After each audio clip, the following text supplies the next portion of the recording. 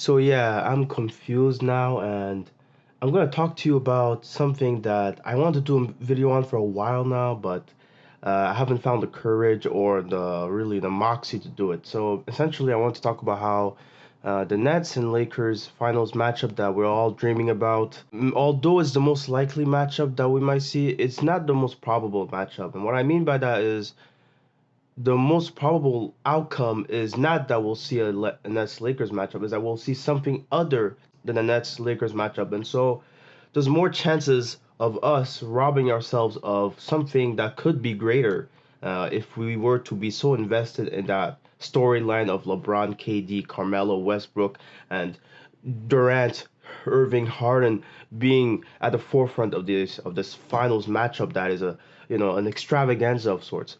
I see this all the time now where we have a specific storyline that we're attached to. Okay, we look at last season that just happened, and we say, look, Lakers Nets finals. They're going to be playing each other, the Titans of the NBA.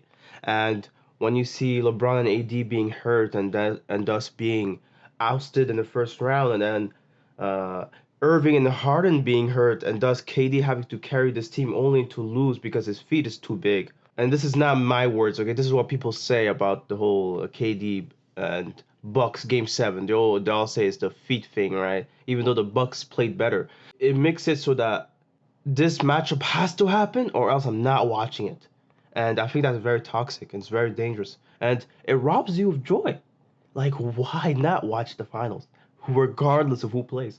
Like, what are you thinking? What is wrong with some of you that think that if you don't get your way, so to speak, you won't even bother watching it because, it's no point watching this.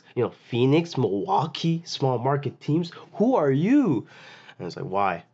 Why even fixate on that as a reference point to rob yourself of that joy?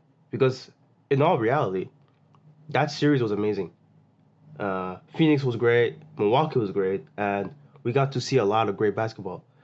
And boy, oh boy, oh boy, I feel bad if you're one of those people that decided not to watch the finals because you missed a classic. This is gonna be an instant classic. We're gonna look back at this in 2032 and say, yo, you remember when Phoenix and Milwaukee were in the finals?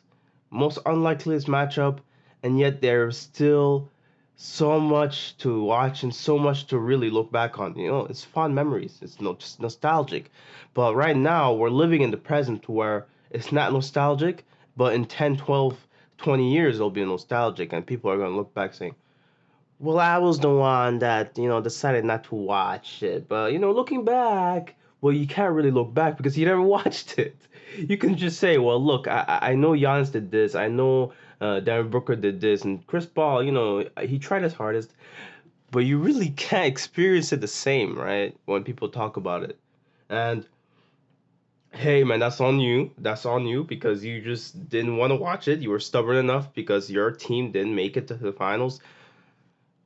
My point is, don't get too invested in these storylines. Don't get too attached to a specific narrative because eventually you'll be disappointed, okay? And I've experienced this. I fell into these storylines and I've been trapped to where I wanted to see LeBron being ousted in the playoffs so badly that it cost me a lot of pain, okay? I had a lot of pain when seeing this guy in the finals every year, okay?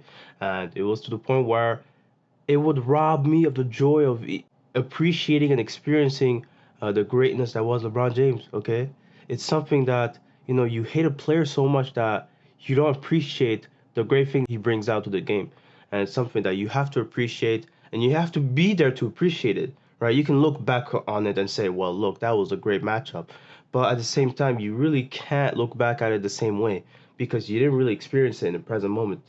And what I'm telling you now is, although you can watch highlights of past finals matchup and really appreciate them now, it's not the same. It doesn't hit the same. And I know that a lot of people know what I mean by that, okay? One experience I had that was very much an example of me robbing my joy, the 2020 bubble. I wanted to see the Raptors make it to the finals. I wanted to see the Bucks make it to the finals at least if the Raptors weren't to make it to the finals. and I wanted to see LeBron lose in the first round against the Blazers. None of that happened. It was so disappointing.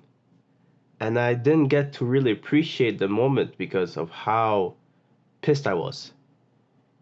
I would see Anthony Davis make a buzzer beater to win the game against Denver in the conference finals, and I didn't appreciate it because I was still mad.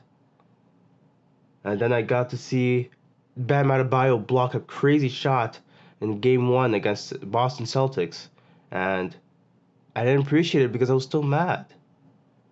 And then in the finals, wanting to see LeBron lose, of course, I was so happy when Miami would win, but when LeBron and AD ended up eventually winning that series, I didn't get to appreciate it because I was mad. And it's the same story every time you rob yourself of this feeling. Every time you're invested in a specific outcome, you want something specific to happen. You end up robbing yourself and eventually you'll end up regretting it. I just don't think that's the right way to go at it. I guess what I'm trying to say is live in the moment. Appreciate what's in front of you now because it's not every day that you get to experience that.